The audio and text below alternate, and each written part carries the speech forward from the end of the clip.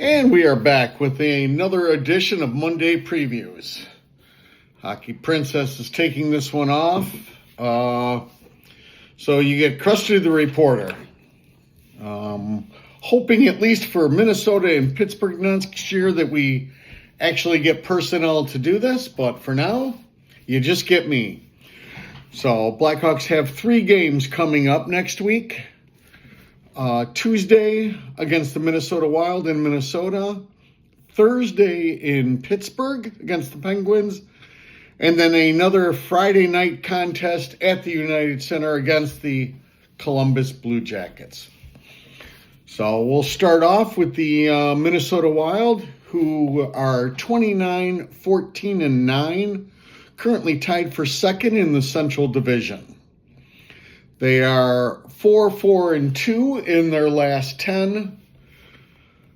Not much needs to be said. This is a top-heavy top 2 lines. Starting out with Kirill Kaprizov as the do-it-all Minnesota Wild winger. On his other side is Matt Zuccarello, with Ryan Hartman centering the first line. Big-time scoring. Hartman is the beneficiary of playing with 2 very skilled players. And Kirill can get things done from anywhere. Their second line is Joel Eriksson-Ek, Marcus Johansson, and Matt Boldy. As of this recording, Boldy was out. Word has it is he will be available when the Minnesota Wild play the Blackhawks. Another players of interest as far as forwards are concerned, Tarasenko is on Minnesota's third line, and our old pal and domer, Vinny Anastroza, who is still playing, about 8 to 10 minutes a game, is also on Minnesota's fourth line. This is a team that, as I said, relies on a lot of scoring out of their top line, especially with Boldy right now being out. They're kind of on cruise control, but they have the ability to put the puck in the net at any point in time. And for the main reason is the group we'll get to next. About 3-4 weeks ago, Minnesota made a huge splash by trading for Quinn Hughes. As of right now, Quinn Hughes is being put on the same line as their first defensive pairing with their other young phenom, Brock Faber. They are starting to really bring in a whole dynamic duo as far as their defensive end. Last game, Quinn Hughes played half the game, so that's 30 minutes. We used to talk about how much Seth Jones played. Add an extra 5 or 6 minutes is what Quinn Hughes is playing. They are also top heavy on their defensive pairing. They rely on a lot of time. Faber is averaging almost close to 22, 23 minutes, and Hughes is 25, 26 minutes. Second pairing of Jared Spurgeon and Brodin gives them a pretty good second pair group. Unfortunately for the Minnesota Wild, Brodin will be out for at least another 3 weeks, so he will not be back until after the Olympic break. Taking his slot is Jacob Middleton, a bigger stay-at-home, smash-in-the-face kind of defenseman. So, things to look for. Again, you have the ability to watch Quinn Hughes play, so that's a nice perk right there.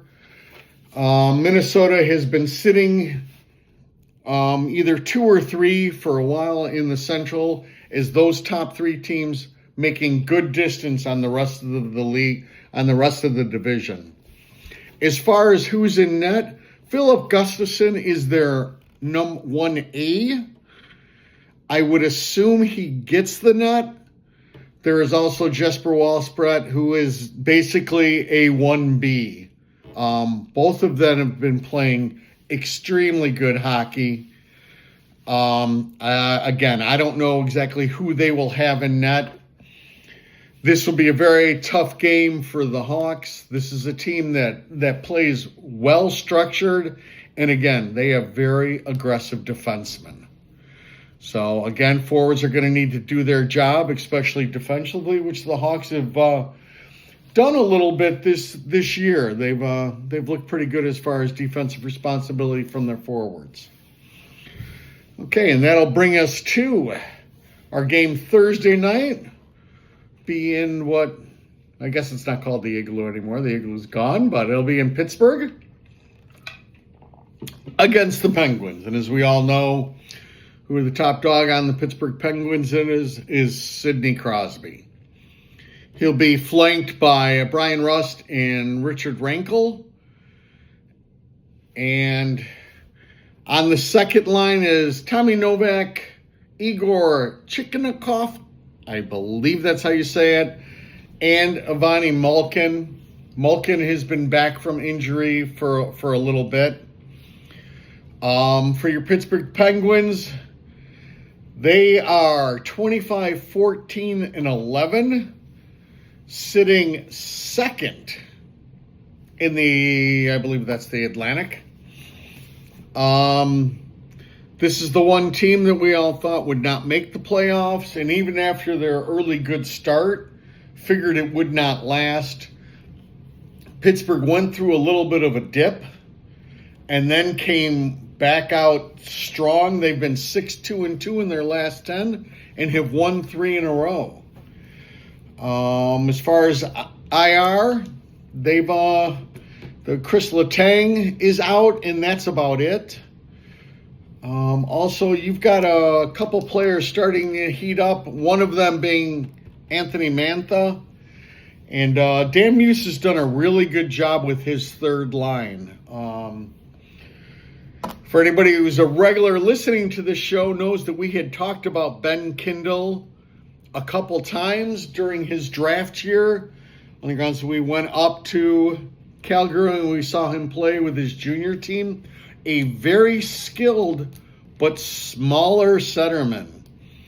Not too different from what the Blackhawks have with some of their centermen, but Dan Muse is doing what you should be doing when you have a smaller centerman. On his left is 6'5" Anthony Mantha, and on his right is Johnson Brazeau, who is 6'6". So they figured out a way to help Kindle out and gave him some meat and some heavy hitters on his wings. Anthony Mantha does have some decent offensive skills. He doesn't have a bad set of hands, so he's somebody you need to watch out for. They'll thump and they're skilled. Fourth line of Connor Dewar, Noel Achari, and Blake Lizette. This is a team that, as I said, it seemed like they would fall off at some point in time. As of now, they have not. Again, who gets the credit for that? I think Dan Muse has to at least get some of the credit for keeping this together. But as always, any team that has Sidney Crosby on it, you know he's doing a lot of heavy lifting in the locker room and on the ice. Rumors were that, he'd be traded mid-season. This would be a tank year for Pittsburgh. No such luck. In net is Alex. I think it's Alex. Let me make sure. Arthur Sleelovs or Stuart Skinner. Sleelov is the number 1. Skinner is the number 2. Of course, Skinner came over with that Skinner for Yari trade with the Edmonton Oilers. As far as Pittsburgh, this is a team we can play with. There is a possibility that Chris Letang is back for this, so we will see. Of course, they also have Erik Karlsson, who, that's who I start to get after offensively. When he's on the ice, I take notice, and I try to direct traffic towards him. And that's about it for Pittsburgh. Again, that'll be a Thursday night with us turning around right to a Friday. So as far as the Blackhawks are concerned, I don't know exactly what they go, but against Pittsburgh, there's a good possibility you get Bloom in net. And then for the home game Friday against Columbus, you get Spencer Knight. Brings us next to the Friday nighter against the Columbus Blue Jackets. Of course, as you know, the Blackhawks like to say, it's their Back in Black Fridays or Black Friday gear. There, I've done my little bit for them. Okay, let's go to the Columbus Blue Jackets. They've been playing a little better as of late. They did fire their head coach and brought in Rick Bowness, who was with the Winnipeg Jets and left there like a year ago and figured he would not be back in the league. Their top line is Adam Fatelli, Mason Marchment, and Kirill Merchenko. Kirill Merchenko is somebody to watch. If you're tuning into this one Friday night, that's a guy you want to watch.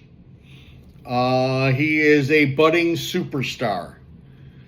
Can play physical, can play strong. Mason Marchment just came over from the Seattle Kraken a little bit ago. Seems to be fitting in quite well. Again, if now he's been bumped up to the first line, I would call that fitting in. Their second line is Sean Mahanan, Kent Johnson, and Boone Jenner. Again, Kent Johnson is a younger player who's got a good amount of skill, hasn't put it completely together yet. Definitely a player that I thought would start to take off. And Boone Jenner has spent the first half of the year injured and now has come back and has kind of given this team a little bit of a pulse. Third line of Charlie Coyle, Matthew Oliver, and Cole Slinger. That's a big group. So Columbus does have a good amount of thumpers, so this one could get physical. As far as the records, Columbus right now is 23-20-7, 53 points, putting them second to last in their division. They are 5-4-1 in their last 10, and as I said, are playing better hockey since the coaching change and getting a coaching bump.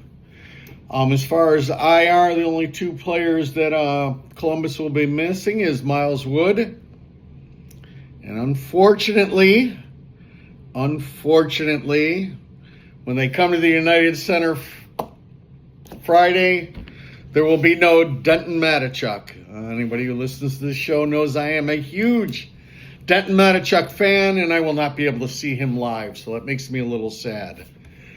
Defensively, they have one of the top 5 to 10 defensemen in the game in Zach Werenski. He's paired with Damon Servison, who's just, he's a stay-at-home defenseman. Their second pairing of Ivan Provorov and Eric Grubinson, hopefully I said that right, an average second pair. If there's a weakness on Columbus, it definitely is defensively, especially with Denton Mateychuk being out. This will also be the first game of back-to-backs for Columbus. So, Gent Greaves is their number one goaltender. Their backup is Elvis Berlikins, who used to be the number one. So I don't know which one we will actually get. I have a feeling it'll be Elvis. But don't quote me on that. As far as that, the only other point of interest is Michael Haviland is an assistant coach, friend of this show, an old Blackhawks assistant from the 2010 team. Again, this should be a winnable game, especially at home. The way things have set up a little bit, I would assume for the Blackhawks, they will go with Bloom and Pittsburgh Thursday, and then Spencer Knight at home Friday.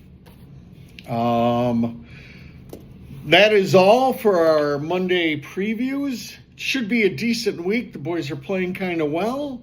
So hopefully this continues, and need to be on their toes, especially in this first one against Minnesota.